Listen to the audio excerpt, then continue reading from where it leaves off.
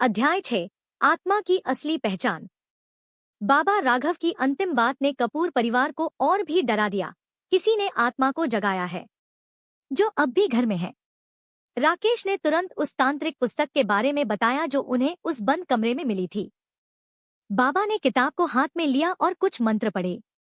पन्ने अपने आप पलटने लगे और एक जगह रुक गए। उसमें एक नाम लिखा था, शारदा देवी, साथ में एक तारीख 11 जून 1952।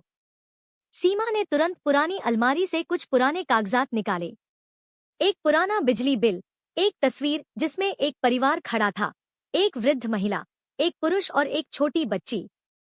बाबा बोले, यह वही है, शारदा देवी, इस घर की पहली मालकिन, तांत्रिक साधना में लीन लेकिन समाज से बहिष्कृत।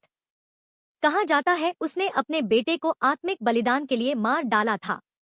राकेश के रोंगटे खड़े हो गए। तो यह आत्मा उसी की है? बाबा बोले, हाँ, और उसका उद्देश्य केवल बदला लेना नहीं है, वह अमरत्व चाहती है।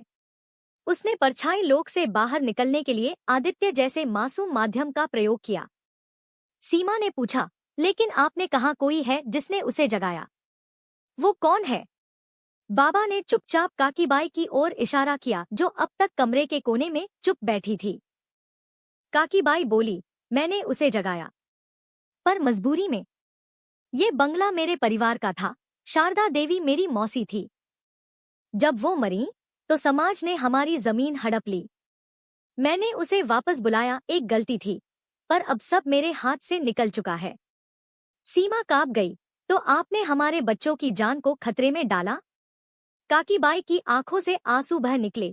मैंने नहीं सोचा था कि वो इतना शक्तिशाली रूप ले लेगी। बाबा बोले, अब पछताने का समय नहीं। हमें शारदा देवी की अस्थियां ढूंढनी होंगी और उन्हें विधिवत विसर्जित करना होगा।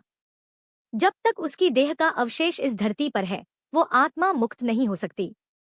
अगली सुबह राकेश और बाबा ने घर के तहखाने की खोज शुरू की जहां पुराने जमाने में पूजा की जगह हुआ करती थी। वहां धूल और दीवारों पर तांत्रिक चिन्ह थे। एक कोने में मिट्टी के नीचे से उन्हें एक छोटी हड्डीदार संदूक मिली जिसमें एक लाल वस्त्र में लिपटी मानव अस्थियां थी। बाबा ने उन्हें बाहर निकाला और बोले, यह है शारदा देवी का अंतिम अंश। अब हमें इसका विसर्जन करना होगा, एक विशेष प्रक्रिया के तहत त्र्यंबकेश्वर में, जहां गंगा की धारा 3 दिशाओं से बहती है। राकेश तैयार था, मैं चलूंगा। अब इसे खत्म करना होगा।